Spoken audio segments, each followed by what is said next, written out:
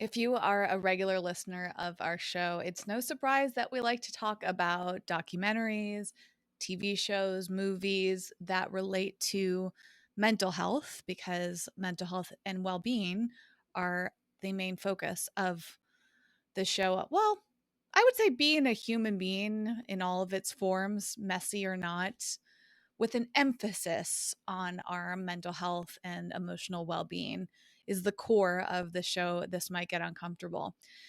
And about a week ago, or sometime in the past week, as of the time we're recording in early June 2021, this new quote comedy special came out on Netflix called Inside by Bo Burnham. And it was all over my Instagram, my TikTok. I was seeing a ton of people posting about it. In fact, people started to wonder why a lot of people were talking about the special. Was it because it was really resonating with them, or was there like some stealth promotional marketing tactic that was going on by Netflix, which would have been really smart, but I didn't see hashtag ad or sponsored or anything. So I really believe that people were very much drawn to this special and it was really resonating with them. So I watched it. And then after I watched it, because I was engaging with that type of content on TikTok, I just keep seeing more and more people posting about it. That's how TikTok works. Once you start liking something with a certain hashtag or subject matter, you'll see a lot of it. And now I'm stuck in Bo Burnham side of TikTok, which is fine with me because, first of all, this is, if you're not familiar with him, he is a, I want to say comedian, but I really feel like performer is a better way to describe him because he's also been in movies like Promising Young Woman, which I saw a few months ago, I think, maybe a month ago, and I absolutely loved. I highly recommend that film. And I remember looking him up because he looked familiar to me, but I didn't know why. So I must have seen him and vaguely known about him. But Inside, his new special on Netflix, is really what got me to fully know who this man is. And now I feel a little bit obsessed, as often happens when you're introduced to something and you just get deep down in that rabbit hole. And I've been watching some of his other work and I want to have a better understanding of him because I think he's really wise. He recently turned 30 years old and it's pretty remarkable, his commentary on the world from the lens of someone who's relatively young. It feels like somebody in like their 60s or something. Like I was telling Jason how he kind of reminds me of where Jim Carrey has been recently, where Jim Carrey like grew out his hair and his beard and was just kind of like, I don't give a fuck anymore. I'm just going to speak the truth and I'm not just about making jokes all the time. I want to get really existential. And I've now watched this special Inside 3 times, twice yesterday, because I wanted to rewatch it for the discussion today. And then Jason watched it like a couple hours after I watched it the second time. And I was like, what the hell? I'll watch it a third time. And it kind of reminds me of when I watched Hamilton. First of all, what they have in common is their music. And Inside, even though it's positioned as a bit of like a comedy special, it's mostly music. And I found out that's Bo Burnham's style because I watched his special from 2016, which is a high percentage of music as well. He plays the piano and the guitar, and he's got all these like flashing lights. And it's really neat to contrast those two specials because the 2016 performance was done on stage like a typical comedy special. And this 2021 special, Inside, is done inside. And it's a lot about the experience we collectively had in 2020 when many of us were staying inside and quarantining. But his perspective is also coming from somebody who had some mental health challenges. He speaks to how he had to take, I think, 5 years off from performing for his mental health. He was having panic attacks. And so that was really interesting to go back to the 2016 special, which I can't remember what that one is called, but that's also on Netflix. And just to see, like, he was alluding to mental health. It was woven in. He was saying some similar things back then, being only 25, and again also feeling so wise back then. But seeing his production value and how he uses his lights and how he was doing that with the crew in 2016 and 2020 21, which makes Inside so special, is he wrote it all, he directed it, he did most of the producing, although if you stay and watch the credits at the end of that special, you'll see other people were involved, but for the most part, it was a one-man show. And that also is interesting for me and Jason and anyone else who's been a content creator who has done a lot of things on their own. It's very impressive that I just kept watching and thinking, wow, like his ability to write his acts, to perform them with the music, the lighting, the film, the camera angles, and the editing. I mean, it's truly phenomenal just watching it. And going back to like the Hamilton side of it, I watched Hamilton for the first time because it got very hyped up online. And I had heard about Hamilton for years. And I was like, fine, I'll watch it when it comes out on Disney Plus. And I remember Jason like feeling like a little bit of dread. I forget how long Hamilton is. Like, I think it's over 2 hours. And I was like, ugh, I don't know if I'm going to be into this. I'm not that into musicals. And I felt a little of that the first time I watched Inside, where I was like, okay, everyone's talking about this. I just kind of want to get through it. And there were moments that I really enjoyed it. And then the longer I was watching the special, much like Hamilton, the more I got into it. And the two equate to each other, where I feel like I can watch both over and over and over again. The music gets stuck in my head, both Hamilton and Inside.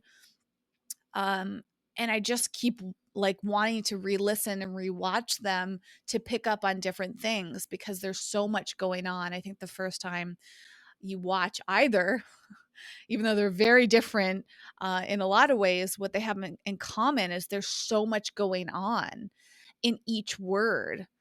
And if you just like put the subtitles on to both shows, both Hamilton and Inside, and you just like dissect each phrase, there's so much packed into the songs.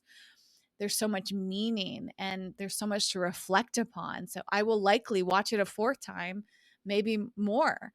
Inside, that is. I don't know how. I've listened to Hamilton's soundtrack countless times, but I think I've watched Hamilton 2 or 3 times now. Anyways, that was my experience of it. And there's so much to discuss today beyond the production value and the performance and the writing and all of that. There's a lot of depth to it and a lot pertaining to mental health. Before I share some of my findings, as I've taken notes through multiple watching, Jason just watched it last night, less than 24 hours ago on June 4th, 2021. And I'm curious, Jason, how did you feel last night and how are you feeling today as you've reflected on it for this episode and just personally taking it in and literally sleeping on it? Well, I guess not literally. You didn't literally sleep on top of the Netflix special, but sleeping on it in the sense that you watched it before bed and you slept and then you woke up, and I imagine you've been processing it since. I did sleep in a puddle of my own drool. I did do that. I did do that. Been having some congestion issues lately and mouth breathing at night. I know it's probably not the best for me, but it happens. I have so many. Wait a second. What happened to those breathe strips that we got thanks to our friend and former podcast guest Sid? Didn't you got some of what are they called? Simply Breathe? Yeah, I haven't tried it yet. Oh, well, here you go. Perfect Yeah. opportunity. A throwback to the episode with Sid, which we will link to in our show notes at wellevatr.com, WELLEVATR.com for those who haven't visited. Sid recommended these strips for your mouth that help you breathe through your nose. So, Jason, maybe this is your chance to finally try them. I mean, yes, I there's a lot of products in the queue that I have not yet tried, but they're in there.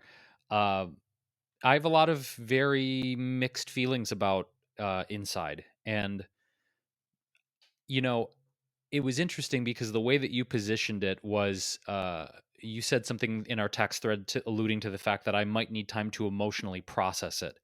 And anytime I hear that, I'm like, oh great, what am I signing up for now? Because I'm extremely sensitive person, and I struggle with depression and suicidal ideation. We've talked about that ad nauseum on the podcast. And so whenever I hear that, you're going to need time to emotionally process what you're watching, I kind of gird myself for what I'm about to experience.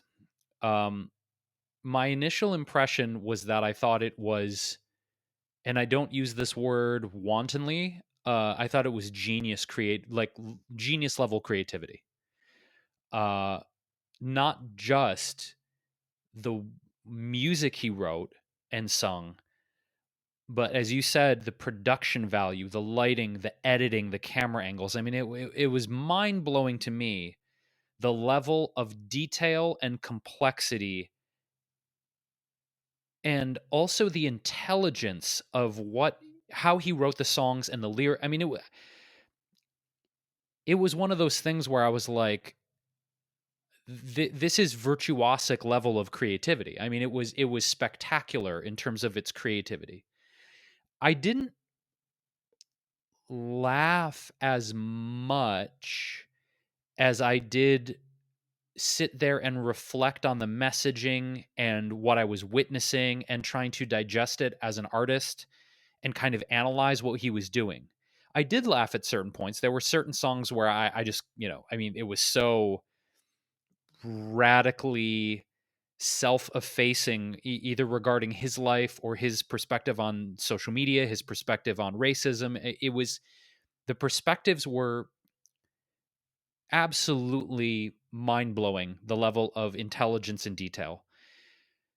I think the mixed feelings come in because, and I'll get way deep into some specifics here. But generally, I left feeling, what is the word? You used the word existential.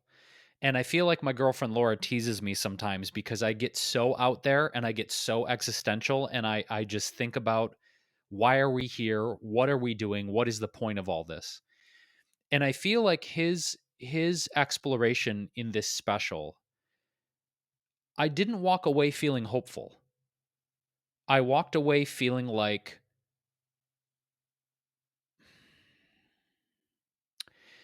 well, how do I even say? There's so much I'm trying to unpack in real time. I left feeling confused. And here's why I left feeling confused. The way that he frames the context of this special, in my opinion, was that he was living in this very small, dimly lit, with very few windows studio for the last year working on this special. He sleeps there. He has a tiny kitchenette. He's only got like 4 windows. All of his equipment, his musical equipment, his cords, his camera, his lighting is just strewn about like a fucking mess, like a bomb hit it. I mean, it's so real in that way. If you see his creative space, and it's just, everything is everywhere. It's so real in that way. And I don't know if this was his intention, but I left with the impression of, and knowing nothing about Bo Burnham, he's living in this studio where, I don't know where. He's confined himself to try and finish this special in a year, and it kind of shows his struggle with that creative journey. But afterward, I left and I was like, I want to research more about Bo Burnham. Let me see who this guy is, right? So I go to his wiki page. I start looking. It's like, oh, he lives in L.A. Okay.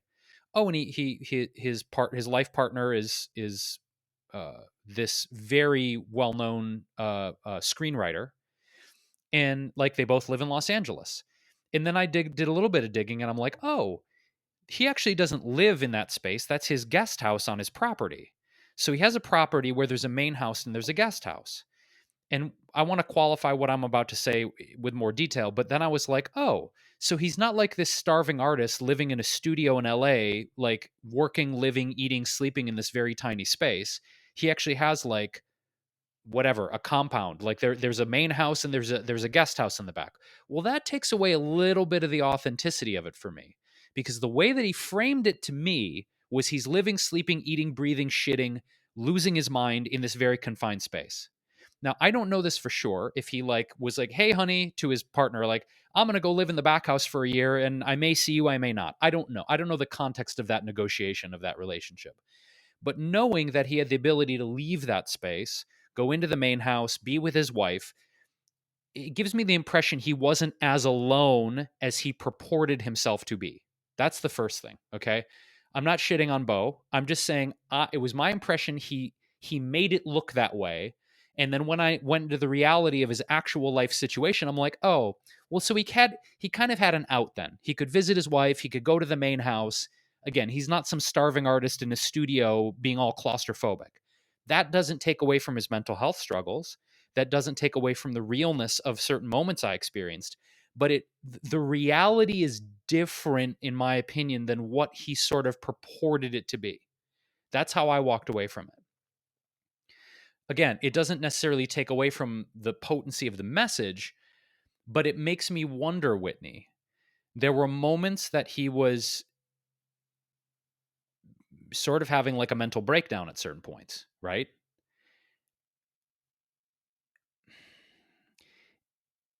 It makes me wonder what was true and what was dialed in, or if he was acting. Was he actually depressed? Was he actually having a mental breakdown? Or was he acting like he was? Like, and that's what I mean. It almost, as a viewer, questions my level of trust in him versus this is the real Bo and this is the performer Bo acting depressed and acting like he's having a mental breakdown, acting like he's suicidal. Because there was a point in there where he's talking about he wanted to kill himself. He's turning 30 and he's like, hell, and then he cuts away. He's like, you shouldn't actually kill yourself. He's like, if you're thinking about suicide, you shouldn't actually do it. And then at one point he's like, yeah, he said something about like, I'm not going to kill myself now. I'm going to wait till I'm 40 to do it. And so it's like, are you really like, I left walking away feeling blown away by the creativity, blown away by the production, blown away by his artistic virtuosity, but questioning the authenticity of what he was actually sharing in those moments. Of like, well, my question is, does it need to be authentic?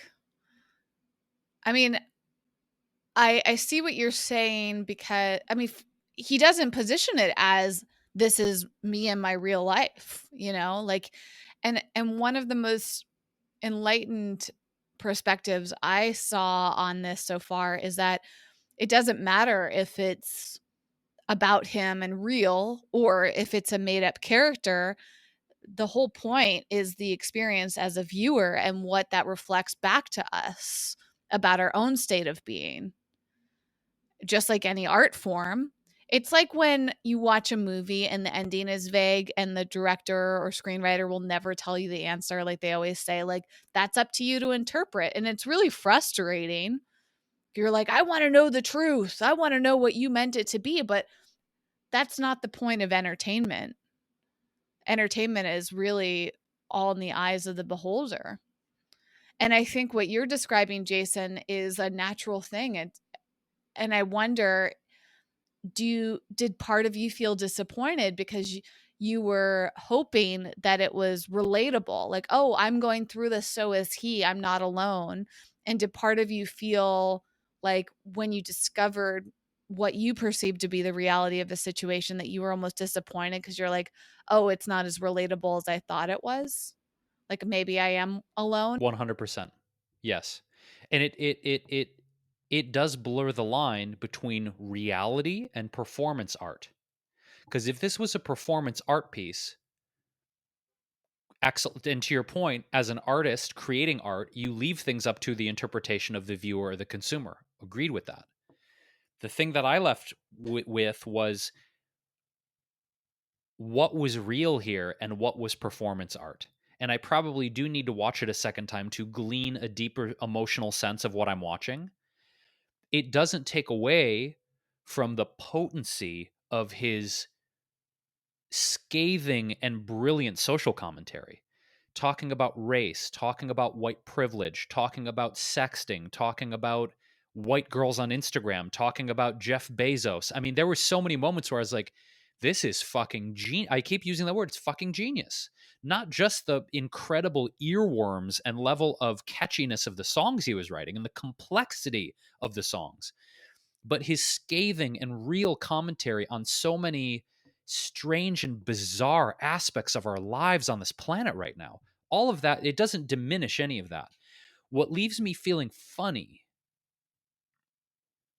is the blurring of performance art and reality. Because again, my impression right after I finished at 12:30 last night was, wow, he was so lonely, and like this was really hard for him. And there's moments of him pulling out the pull out couch and sleeping on the couch and showing him waking up and him eating a bowl of cereal in this tiny ass kitchen. And again, it's all up to the viewer's interpretation, because never did he say, I'm living in this room for a year by myself. He never said that. But my impression of it, based on the context in which he gave, eating the cereal, waking up, falling to sleep on this pull-out couch, was like he's living in this space. And again, when I go and do research, like, oh, you know, if you have a guest house on your property in LA, you're doing fine. Okay, let me just make a sweeping generalization. You ain't, you're doing, economically speaking, not mentally or economically, you're fine if you have a fucking guest house in LA. Okay, just let me say that. So again, it's this thing of like the line being blurred between performance art and reality, and I'm still not quite sure what was real and what was performance here, and that's okay. I'm not hating on Bo. It just leaves me confused about what his intention was here, and we may never know. But but also when you say you're fine, you mean you're financially fine. I That's mean, what I he's said. not saying he's not. Yeah, but he's not saying he's not financially fine, because anyone who, I mean, you can do quick research to see all of his accomplishments. Like, he's had so much success, which we can imagine has some financial success.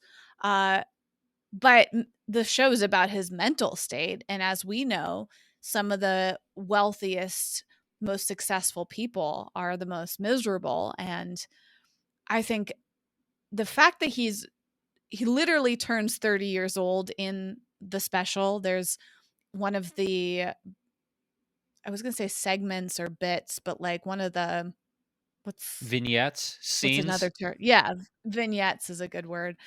He he shows the clock turning to his birthday and turning 30, which was also really neat and I think interesting and relatable, because a lot of people have this like fear around turning 30, turning 40. It's like once you turn 30, all the other big birthdays feel like something collectively people dread, which seems ridiculous to me.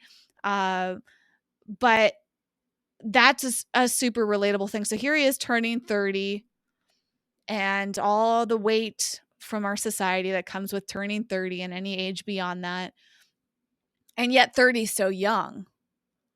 But he's a successful performer turning 30 years old and seemingly miserable, having just come out of a 5-year break of needing time away from his work. I also wonder, Jason, like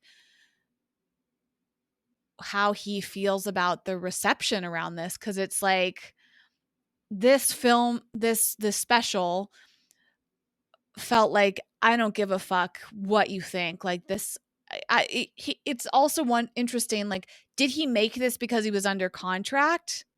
Like, or did he make it because he really wanted to? Like, that was another question that I had, because there were times where he shows the behind the scenes, and again, whether it's real or acting, I don't know. I hope that there were at least glimmers of truth within those little moments. Part of what makes it a really incredible piece of art is like in between the songs and the vignettes, there he shows the quote behind the scenes of him like struggling to set things up and write songs and getting frustrated and burnt out, and like you said, sleeping on the couch and waking up. Like, you see those experiences, which for any of us who are artists, content creators, performers, we can all relate to that. And I completely lost my train of thought. Oh, I kept wondering, is he enjoying this process? There was a moment where he says, like, I don't know if I'm ever going to finish this, but it almost was like he was hoping he would never finish it. And then part of me is like, maybe he is enjoying it. Or maybe he's like most artists where they never feel like it's good enough. So they're just going to continue working with something and procrastinate the release. Like I'm at that point right now, Jason. I have this one video that I've been working on for almost 2 years. And every time I hate working on it, and I also like really enjoy working on it, and I'm getting closer and closer to releasing it, but nobody says I have to release it on a certain day. I can release it whenever I want.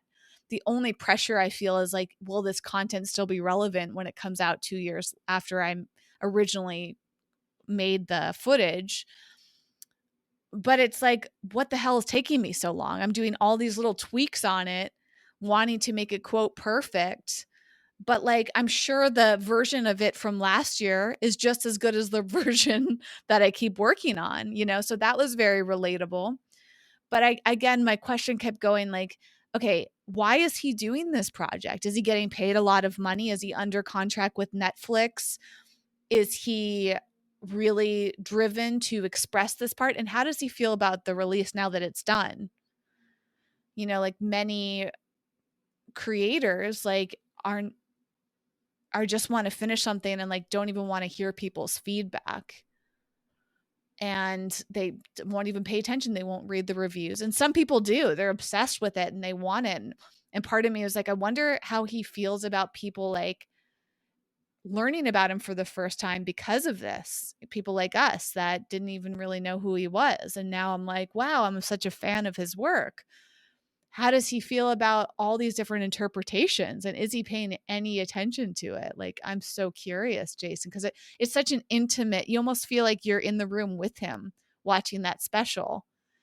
And it must feel really weird to release that and then get all this commentary flooding in from people all of a sudden.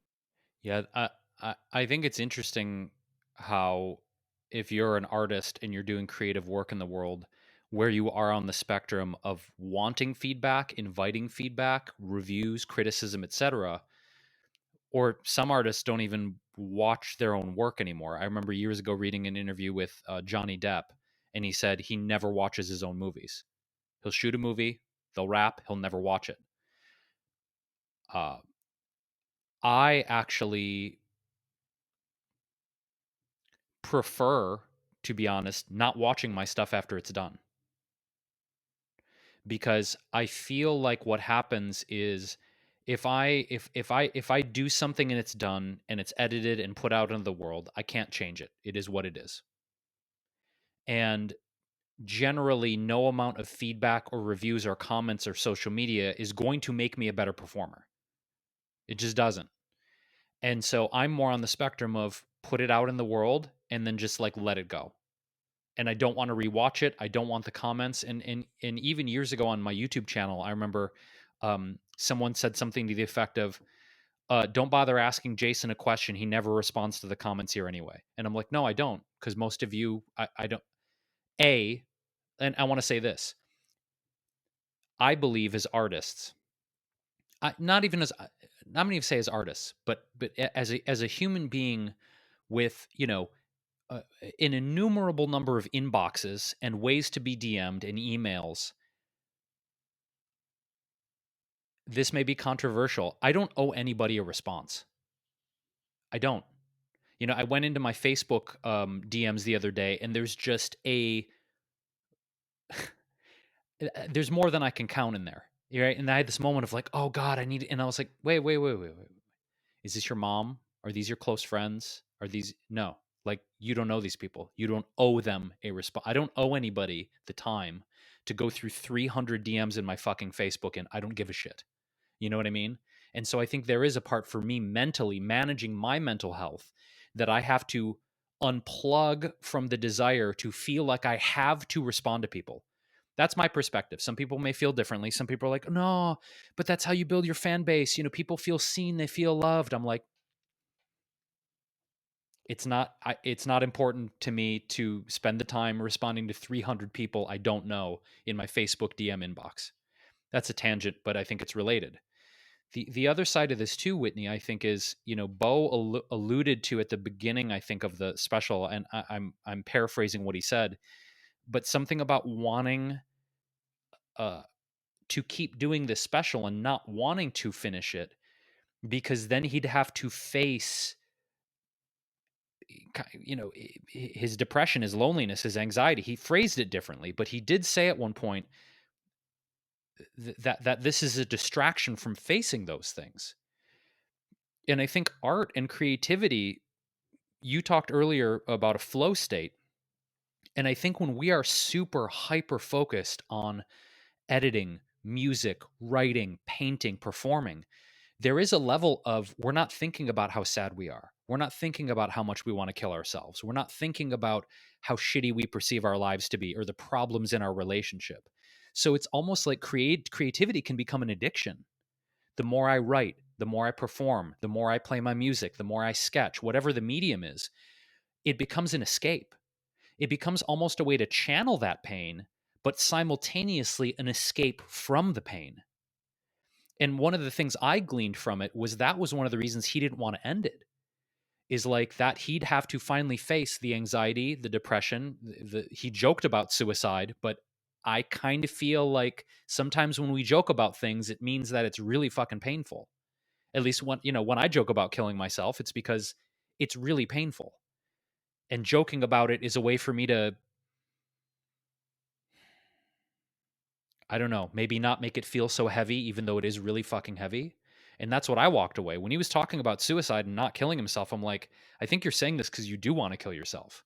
I could be wrong, but that was my impression. And I think creativity and artistic expression becomes a distraction and an addiction so that maybe we don't have to face the deeper, more painful things that are going on in our lives. That was a big part of what I walked away from watching it. Did you get a similar impression at all? Yeah, there was a number of things that he said. First of all, we don't take suicide lightly at all. One thing I was a little surprised by is at the very, very end. I think the last screen of it, if you stuck through the credits, there was one for a suicide helpline. Netflix actually has a website called wannatalkaboutit.com, which I'd never visited before. And it's like a whole resource based on all their programs. And so if you watch something and you need a resource, you can go there and they have like a very well laid out place to learn and get help. And I wish that it had been on the screen sooner. I was surprised. People had even mentioned on TikTok that that screen was up, but I was expecting it to be like the very first screen you saw, which I think would have made a lot more sense because it certainly brought up a lot of emotions watching that. I think if you don't make it all the way through the film, it or the special, whatever you want to call it, then it's not resonating with you. But if you watch that entire thing, you're going to be left feeling a lot of intense emotions. I don't think people have the tolerance or patience to watch something like that if they're not deeply in it, you know, and if it's not relatable. He said a couple interesting things, and there were a couple interesting vignettes around suicide. Um, and trigger warning here, just for anyone who has made it this far that's sensitive to this. One, there was that vignette where he was almost reenacting the end of a YouTube video, Jason, that classic whimsical, thank you so much for watching. And what's so interesting about his performances in this is that they all feel like commentary on the cliche behavior of people in certain categories. Like you mentioned, there's that one song about white women's Instagram, um, which is really funny. It stands out as one of the, if you're going to laugh out loud, you're laughing because it's very relatable, and I can laugh as a white woman. I felt like a sigh of relief that I hadn't done most of those cliche things that he pointed out. Like for those who haven't watched it yet, he shows like himself doing doing the things that white women typically do in their Instagram. And I told Jason about this offline, how there are a few women on TikTok who made videos saying guilty as charged, and they showed like a montage of themselves in the exact same outfits with doing the same things. Like clearly Bo Burnham went on Instagram and looked up all the cliche things that white women post. And I watched that feeling like a little uncomfortable, like actually a number of segments in this special made me uncomfortable, and I want to talk about that with you too, Jason. But to go back to the suicide to wrap that part off, he had that whimsical, like, thank you for watching, and he slowly reveals that he's holding a knife. And it said so much because it was like, it was what I think you, I mean, Jason, to be transparent, but something that you've admitted yourself, you have a certain persona that you put on beyond your real self. You have your YouTube personality. You have a little bit of a podcast personality sometimes, not all the time, but like you have that veil, that mask that you put on. And I've known you well enough to know there's a very different Jason behind the scenes. And metaphorically, like there are plenty of times that you've recorded things where you might as well have been holding a knife because you might feel like you're doing this whimsical performance, but deep down you're really unhappy. And that vignette I thought was very poignant and not one that a lot of people will talk about. But I think there's also a segment, I don't know if you understood what this meant, Jason, where he's watching his first YouTube video. It's projected on the wall. And he started as a YouTuber. And so seeing him just watching himself and where he began and who he was back then, like he doesn't even say anything. So it's up to you as the viewer to determine what that means. And then the other suicidal point that really stuck with me big time, and I'm curious about how you felt hearing these words, Jason. He's like, said something around it like, I don't want to be dead. I don't want to kill myself. But if I could kill myself for a year or 18 months, I would do it. And he's like, killing yourself is permanent. But if I could basically temporarily kill myself and then come back afterwards, I would. And I thought, wow, like I don't think I've ever heard anyone say that in those words, like put it that way. And I think that's a very, very relatable thing. Even if you haven't had suicidal thoughts, I think many of us yearn to put our lives on hold, to press the pause button, to literally do nothing, to disappear. That to me is a very relatable thought process. I think parents often feel that way. Like they don't necessarily regret having children, but they wish that they could just like be away from their kids for a while, take a break, like take a break from their job, take a break from their family, take a break from whatever it is that they're doing.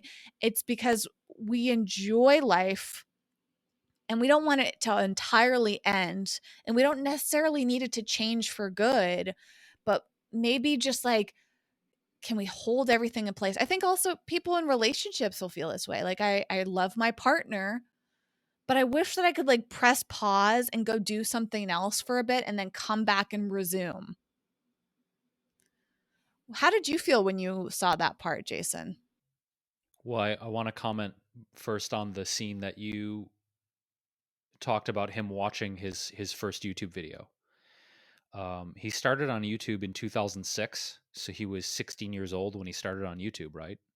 So you're seeing a 30-year-old man watching his first YouTube video at 16 years old. And what I what I came away with from that scene, and I think overall the whole thing, but that scene in particular, was the futility of the whole thing. The futility of the whole thing. In the sense that as a 16-year-old, you have these big hopes, these big dreams. And if you kind of look at the arc of his career, I believe he was the youngest person ever to get a Comedy Central special. He was 18. So you have this human being who has been met with pretty extraordinary success at a very young age as a comedian. That's extraordinary to have that level of success. And that, he has apparently over 300 million views on YouTube. And here he is turning 30 as this 30-year-old man looking back at the past 14 years of his life.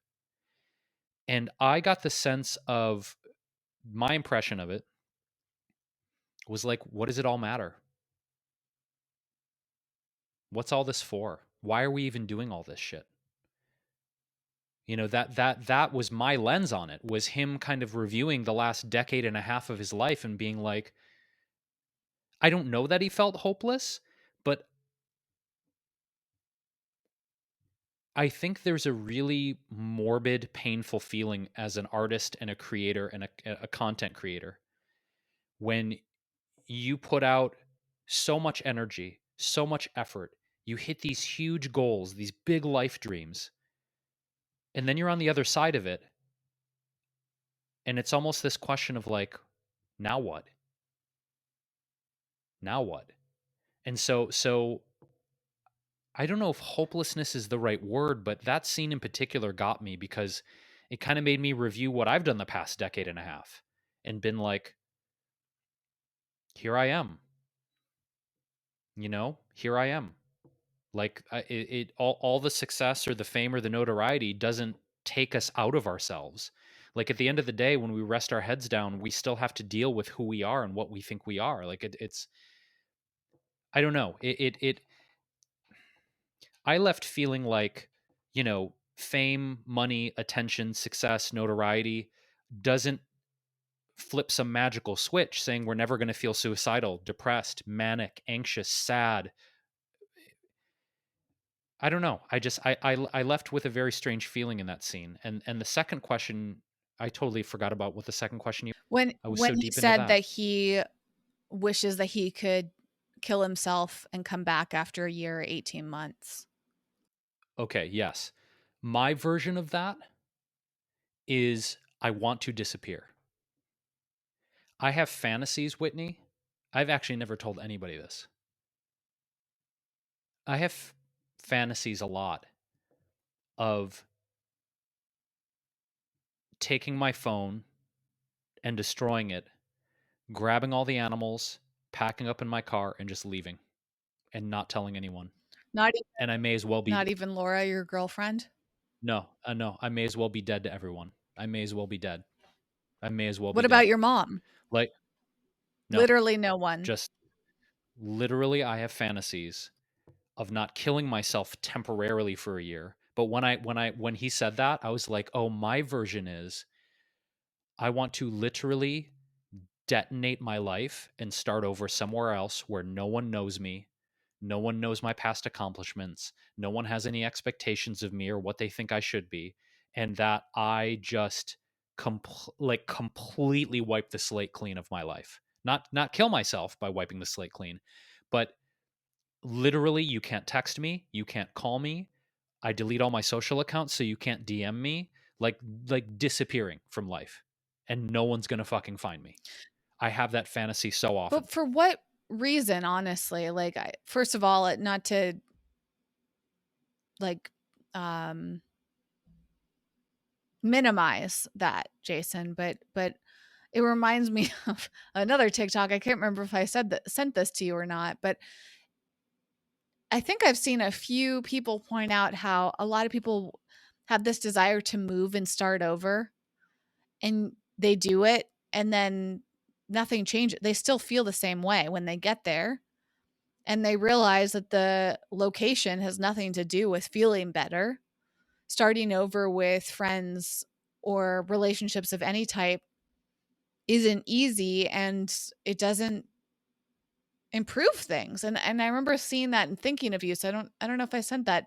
There was at least one video about this. And you talk often about moving, Jason, and when I saw that video, I thought of you because I wondered sometimes, like, is moving kind of a gentler way to achieve what you just described? And how would you feel if you packed up and moved and everyone knew about it? You brought your girlfriend and your animals and whatever, and you did it in a more, quote, socially acceptable way than what you just described. Like, how would you feel if you got somewhere else and then still felt the exact same way that you do right now living in Los Angeles? Well, I've lived enough life to this point, and I have moved. I mean, I moved out of my hometown of Detroit, right? I lived in Chicago. I lived in New York City. I lived in the Bay Area. I've been in LA. So it's not that I haven't moved. I moved a lot in my life, and in those cities, have moved a lot in those cities. I mean, I've had a shit ton of different places I've lived in 14 years in LA. So Well, to I'm clarify, not I know that about you, and maybe our audience or the listener right now doesn't. But my right. question is like, Jason, right now, because you bring up moving, and oftentimes when you talk about wanting to move, it seems to be related to your mental state, as if you're hoping that by moving you will feel better. Am I off in saying that? I know there's financial Yeah, and incentives, but I feel like the financial incentive is also tied into your mental state. And that also, another way of examining this, to your point earlier with Bo having success, he's 30 years old and he's feeling this way, and that's like a concerning thing. It's like, wow, you're 30 years old, you've had all this success, you're making numerous pieces of content, not just the special, about your mental state. I imagine that would be a really tough place to be in. Because as much as people like to joke about being old after 30, which is so ridiculous, it is something that's embedded in a lot of our mindsets of like, I'm old. But the truth is, unless he does decide to end his life or something out of his control happens and ends it, he has a lot more life to live. So if he's already feeling this way, and same question for you, because you're relatively young too, Jason, you've got a lot more years to go. And so what are you trying to achieve by moving or changing your financial situation? And what if you get both things and you still feel the same way that you do right now? Then what? well, I have to examine certain factors that I feel like are contributing to my unhappiness. Um, and I'm pretty clear on what those factors are. The exorbitant cost of living here in Los Angeles. I have no desire to keep doing it. The unbelievable level of noise and pollution and noise pollution and you know th- basically, like, I don't want to live in a big city anymore. I feel like my nervous system has been fried. I feel like urban city living is not healthy for me I mentally. just want to pause And you there it's a because you've expressed this a lot on the show. So I'm not right. I But think I know this for sure, and many of our listeners do. I'm asking the question specifically. We understand your reasons, but what if you move and you still don't feel any better? That's my question. well, then I guess I have more work to do on myself. I guess that's the answer. Because I don't expect moving to make me happy. Like, let me say that. I don't expect a new car, a new house, a new relationship, fucking money, accolades, bullshit. Like, it's not. I've experienced enough change in terms of, I'll move to this place and I feel real good and I'll get this new car and I'll get this new relationship. Like, none of those are going to make me happy. I know that. But I know that my current situation, I don't feel good about. So if I'm in a place with more nature, more trees, better air, better water, and I still feel this ambient level of anxiety or malaise, well, at least my environment will be better. Like, I don't expect it to, like, it's not going to magically change things. I know that. But I also know the feeling of when I'm done with something, like really fucking done, and that if I stay too long in a situation that I'm done with, it's like it's like a congealing, it's like life drying up. It's like my I've said this before, but like, my relationship with LA is like a relationship I've been in too long past its expiration date and I'm ready to leave. I don't know what the next chapter is. That's why I haven't done it yet. But my point is, Whitney, I don't expect moving to Washington, Oregon, Costa Rica, whatever, to magically change my mental state. Like, I'll never be depressed again and I'll never be anxious. Of course I'll be depressed. Of course I'll be anxious. But it's, to me, about honoring the end of a chapter that I know I'm done with and going to the next thing. That makes sense. And I mean, and the reality is, I don't know how I'm going to feel. When I get to wherever I'm going, I don't know how I'm going to feel. But I know I don't feel great here. well, that reminds me of that other TikTok video I sent you, Jason, about how it's a cliche that millennials, and in your case, Gen X, have this like deep connection with Washington and Oregon. And I honestly, as funny as that is, I wonder if it's because we have this fantasy that living in those places will make us feel better. And clearly you're not saying that, but I wonder if there is some level of that. Oh my gosh, the nature, the beauty, like let me go someplace where I'll feel better. Kind of like we saw so many people moving to Austin, Texas. It became so cliche, as if like if we go to this place, we will get it, just like we felt about coming to Los Angeles in the first place. You know, there was this idea in each of our childhoods, mine and Jason's, and maybe you, the listener, like moving to LA will give you this. And you've also done your what is it called, Jason, when you the astrological, Astrocartography. thank you. We have at least one episode where we went deep into that, but Jason's brought it up in a few episodes of the show. So we'll link to that in our show notes along with everything else we mentioned. So you don't have to go scrambling to find it all. If you go to wellevator.com, wellevatr.com, you'll find the full transcript for this episode and links to everything we mentioned.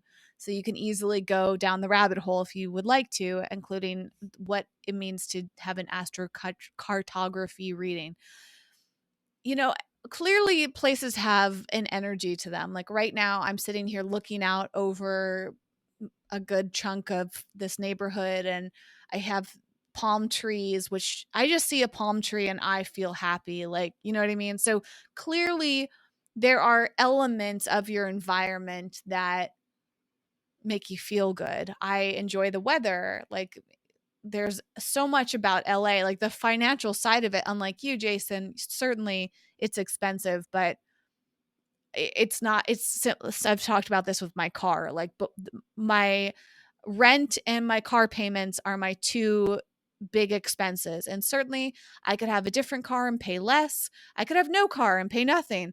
I could live somewhere else and pay at least half of what I'm paying in rent and save so much money. But both are worth it for me right now in my life. And that's for each person to decide, like what is worth the struggle. And that's only up for each of us to decide about this. And I just think it's an interesting reflection and something else that I took away from watching that, Jason. It's like you could see this successful white young man in the special complaining, but what I think he did really well, whether he intended this or not, is you're not watching it thinking, ugh, you're not, at least for me, maybe it's because I'm white too, but I wasn't sitting there rolling my eyes like, this guy's annoying. He's just complaining. What does he have to complain about? You know, like I didn't feel that way. I actually felt simultaneously sympathetic towards him if that was real, but also seeing how this is very relatable. It is, as some people put it, relatable crisis, bleak humor. It is pointing out a lot of the problems that are affecting many of us. And he even acknowledges his white privilege in the special, which, you know, he did it in a very interesting way. And I think that's so important because white people do need to take an honest look at themselves and their privilege, and seeing that articulated from another white person who's very self-aware was helpful for me as a white person that's trying. But he even says when he's, I think it was in that sock puppet vignette, was it with the sock puppet? Like that to me almost had a little bit of like a subtle feeling of slavery or dominance, or, you know, like that segment actually makes me very uncomfortable. There's like a or vignette, I like the word, Jason. There was a couple of those that I wanted to skip over when I watched it the second and third time, but I actually thought, okay, the fact that I want to skip this, I should watch this and sit with my feelings. Like, why is this making me uncomfortable? And just see, like, I anthropomorphized that sock puppet.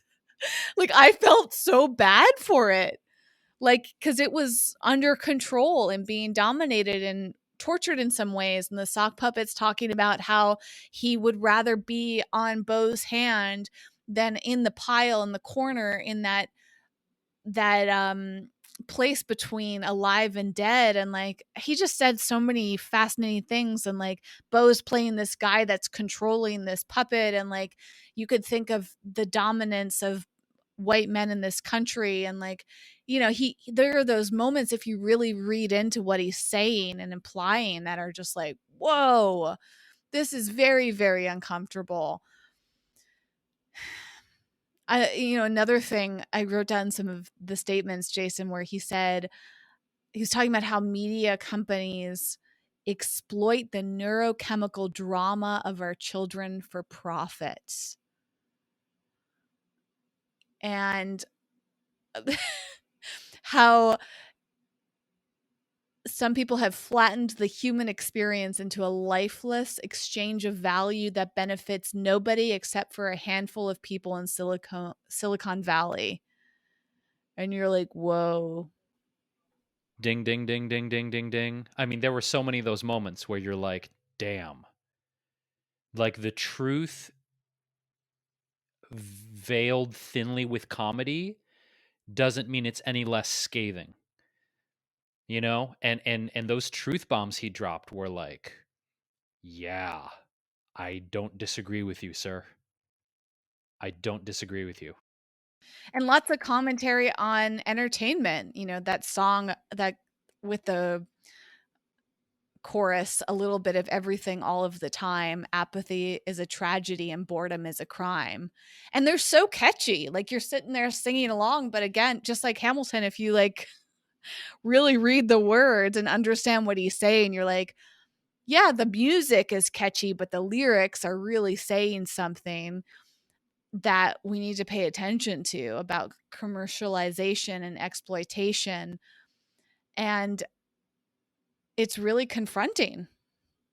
And that's, I think, why it's so important, because maybe his aim in this, Jason, is he's touching upon what life is like in 2020 and in 2021 when it was released, and the state of what it is to be a young white successful man, a woman on Instagram, somebody who's being dominated or taken advantage of, somebody with mental health issues, the desire to, as he was saying, he has a desperate need to be seen as intelligent. And he's so worried about criticism that he levies it against himself before anyone else can. Like the touching upon the human experience. I think this is why people on TikTok, which are mainly Gen Z, are resonating, because they're young, but very self aware for the most part. And going back to the age thing, Jason, like part of me is glad that I didn't grow up in the way that Gen Z did, but part of me thinks, wow, what a advantage they have to be self-aware, to have this type of content out. Like if I had seen that when I was a teenager or in my early 20s, like for life to be pointed out and explained in that way, like I didn't have access to it if it was out, but most kids can turn on Netflix and watch a special like this and then go through their TikTok feeds and hear people commenting and going, wow, okay. I can either sit here and, to your point, Jason, like feel really sad and depressed, or maybe this will inspire me to go and make a shift. There's a couple things I want to say. I was having I was having a discussion with my mentor Michael because we have a bi-monthly group that gets together where we talk about a lot of these topics in the group. And what I'm about to say could either inspire a feeling of liberation and who gives a shit, let's just do what we want to do, or it could feel very morose. Um, we were talking about creativity. We were talking about um, birthing things into the world and the pressure and anxiety and comparison and how ravaging it is mentally and emotionally to be an artist in the world oftentimes, right? And what was brought up in the group was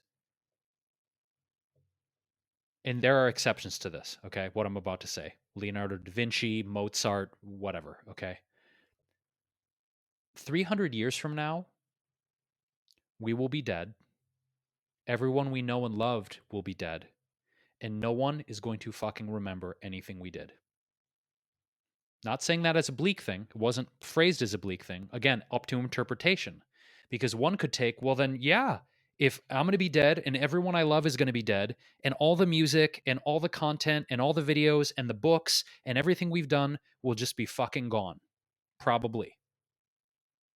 I don't want people to nitpick that. Well, what about the Library of Congress and blah, blah? Like, we can probably estimate it'll be gone. Like, the trace of us will be gone. We won't be remembered. We won't be revered. There'll be no statues of us. We'll just be gone. Now, again, you could say that and go, God damn, that is bleak and morose. Or you could say, well, yeah, so who gives a fuck? Let's just do whatever we want. If no one's going to remember what we said, thought, did, created, and it's all just evaporated in the ethers, again, unless you're a luminary for all time like Michelangelo, whatever, you get what I'm saying. So, like, that level of existential dread of our own demise can either, to me, feel like, well, then what's the point? Why should I do anything? It doesn't fucking matter. Or, hey, I should do anything. It doesn't matter. I mean, again, a very kind of blank canvas statement, but it's important to consider that, I think. I don't know if that inspires a sense of meaning or a sense of meaninglessness. I guess it depends on your state and who's interpreting that comment, you know? But in a way, one could feel liberated by that, Whitney. You know, is like you put things out into the world and you know that on some level they will be forgotten someday. And everyone who ever watched it will have forgotten about it. And none of it will matter. Like everything in my house, all my animals, all my loved ones will be gone. Fucking gone 300 years from now. Just reality. It's neither good nor bad, but that's just the reality of the situation we're in, right? And so I think existentially as human beings, we're kind of not, how do I say this? The self awareness of our own mortality limits our freedom because animals, right, as far as we know, don't have an awareness of their own mortality, as an example, right? And you see how free they are, you see how free children are. But it's like once we have the awareness of mortality and that everything we loved, have, be, done, did, created will just be gone, it's an interesting frame on life, isn't it? When you consider trees, animals, plants, children don't have that frame on life. Adult humans do. And so I think the other thing too of watching this Bo Burnham special, Wit, was um, this article I read that was a commentary on it that we'll link to in the show notes at wellevator.com. I don't want to read the whole article. I want to read the end of the article because the end of the article, a couple paragraphs, was the one that really kind of, I don't know, cut in a different way. So I just want to read that briefly because we're talking about kind of this existential sort of thing. Um, the sound of one hand clapping. If inside sounds like navel gazing, then that's precisely Burnham's point. Whereas he once carefully used self deprecation, setting up his own mythologies only to abruptly knock them down, now hurting himself is the focus of the entire project. Within 10 minutes of Inside, Burnham has questioned the importance of art in a time of transition, unpacking his white privilege and umming and ahhing over whether or not to stay silent and hand the floor to someone else. And when he does decide to keep going, it's not out of a shared idea of the good, it's because without something to do, he's bored, suicidal, and depressed. This is the Burnham modus operandi laid bare. Say something audacious and then reveal the deeply craven and self interested reasons for that audacity. It's a constant wheeling back and forth between stating a premise and then stating the counter premise, the flow forever being interrupted until a lopsided rhythm of destruction is established. Perhaps in the hands of another artist, such cycles would grow boring and easy to predict, but Bo Burnham is smart enough to know when he's required to shake things up, just as the audience needs them most. Hot streaks of sincerity come piercing out of the melange of self hatred and malaise. A song about FaceTiming with your mom, a vulnerable monologue delivered into a mirror, a spoof educational ditty for children that left turns into a Marxist anthem about exploitation and bloodshed. When all is said and done, Inside is not an assemblage of ideas, it's an assemblage of images. The most striking of which sees Bo Burnham seated in front of one of his earliest YouTube videos, his back to the camera, the vision of an artist assessing himself, his purpose, and his reasons for continuing, and coming up with his hands painfully empty. I want to read this last part. If Inside has an overall point, it's that the search for the ultimate, most truthful version of yourself is impossible. Authenticity isn't so much the enemy of Inside as much as it is its unreachable destination. These skits and songs about fake woke marketing executives and Instagram feeds of white women probe at the essential non essence of people, how often we lie to ourselves, and how difficult it is to work out thoughts, which of ones are our own, and which thoughts have we cribbed from the oversaturated, overstimulated world around us. When you strip away the contingent parts of yourself, the noise, the desire for attention, the deafening cry of your social media, what are you left with? According to Bo Burnham, the answer is simple: not much of anything at all. Of course, the horror that comes with searching for something real and stable within ourselves will be familiar to anyone who's tried to reinvent themselves during the pandemic. That makes Inside a pandemic work of art, but only tangentially. The isolation of lockdown is the prism of Inside, not its focus. The means through which our failure to connect with any internal stability makes itself terrifyingly clear. And then what do we do when we're confronted with the vacuum at the center of our being? Bo Burnham doesn't know. The final image of Inside isn't some triumphant thesis or denouement, it's a portrait of an artist slipping further into the fake, watching an audience, watching a screen, watching himself, the sound of artificial endorsement ringing out over a suddenly black screen. After all, what can you do but laugh?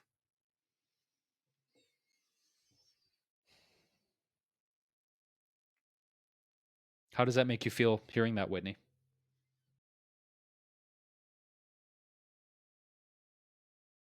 I mean, on some level, it's like, do we ever really actually know who we are? Can we ever actually get to the truest version of ourselves? Or is it all just a cry for attention and success and notoriety? I mean, it brings up a lot of layers, doesn't it? And I think about this often, not just as an artist or a musician or a podcast host or content creator. Who the fuck am I really? Like, who am I? And is what I'm creating, to your point, as the years that I've had on the TV show and YouTube, hey guys, it's Jason Wrobel and we're going to make this great. That's who is that? Who's the person judging that person? What's underneath that? Who am I? What does authenticity even mean anymore? I mean, I think my biggest thing coming away from this is I don't know that I feel better about myself or the state of life after watching this. In some ways, I kind of feel worse. Like maybe the whole thing is hopeless and fucked. And maybe if it is hopeless and fucked, we should just do what we want anyway. I'm still unpacking my emotional response to watching this, Whitney, because it's so layered and it's so nuanced. And there's so much going on about the mirror in which we view ourselves and view our life. But that part about authenticity and can we ever actually get to the core of who we are as people? I don't know that that's achievable. I don't know that there's an end point to that journey, right? I don't know. Well, with that being said, we want to encourage you, dear listener, if you feel compelled by the perspectives we shared, to watch Inside and comment, whether that's on our show notes for this episode at wellevator.com, whether that's shooting us a direct message and sharing your thoughts and feelings.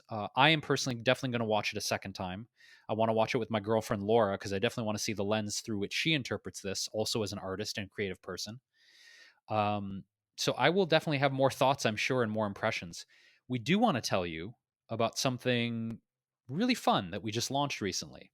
It's a private podcast called This Hits the Spot. If you have been with us any length of time, you know that we do product reviews, and we're changing it up in a different way and doing our product reviews differently. Well, part of that is because we recognize that this podcast can get really heavy, as this episode has. So I just want to you soften the transition and not to be like, hey guys, let's get into something else now. I mean, we'll put in the show notes a link to resources to support people with their mental health. We take that very, very seriously. We are not mental health professionals in like a certified sense.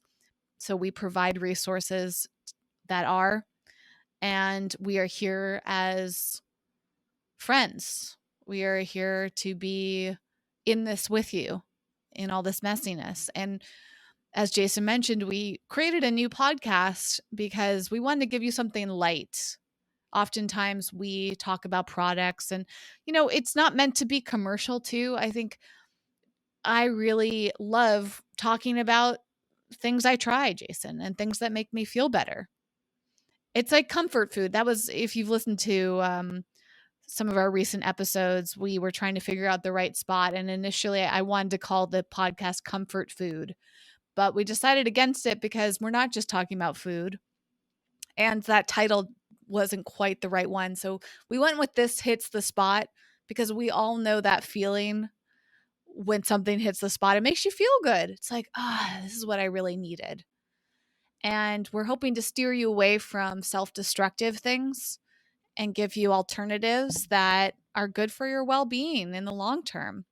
So whether you're sitting on the couch watching Netflix and you want some comfort food, whether you need to take the weight off of your shoulders through a supplement or a service, so Jason, to add on, it's not just about products. It's about anything basically that you could buy or sign up for free. And some things we'll mention we'll get commissions on, and full transparency, we'll always tell you about that. But we are not motivated by the finances. Those are just a little cherry on top. We do offer up this new podcast to two types of people.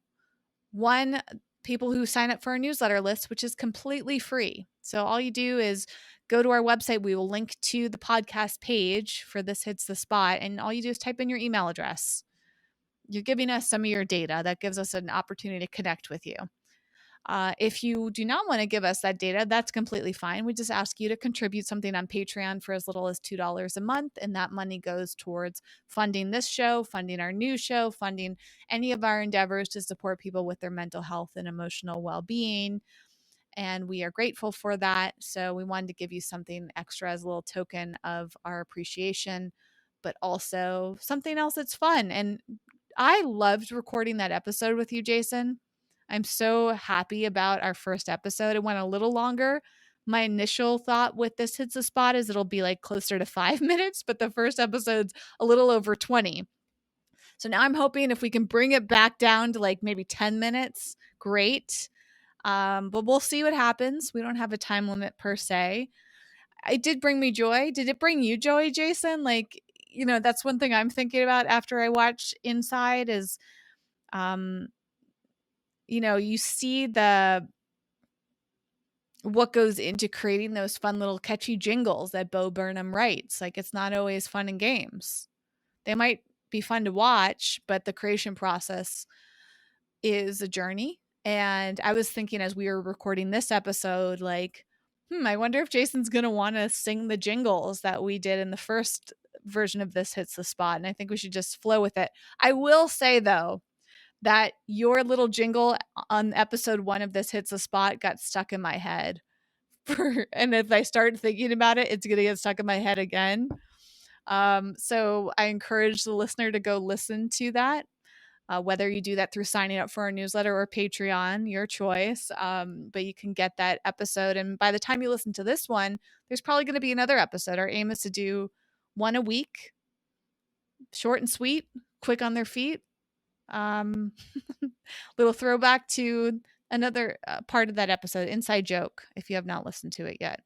Well, I'm glad that I could provide earworms that continue to haunt you in your sleep. That's a good sign. That's good kudos for a songwriter. So if you're going to come for the recommendations, definitely come for the improvised songs, because I'm going to be doing a lot more music on that on This Hits the Spot. With that said, you can find all the things, as Whitney mentioned. Our website is wellevator.com. Our email is hello@wellevator.com. You can shoot us DMs on Instagram, on our social media feeds. And that's it for now. I'm going to go put some deodorant on and a clean shirt and try and make myself presentable to the outside world. Wish me luck, everyone. Till next time.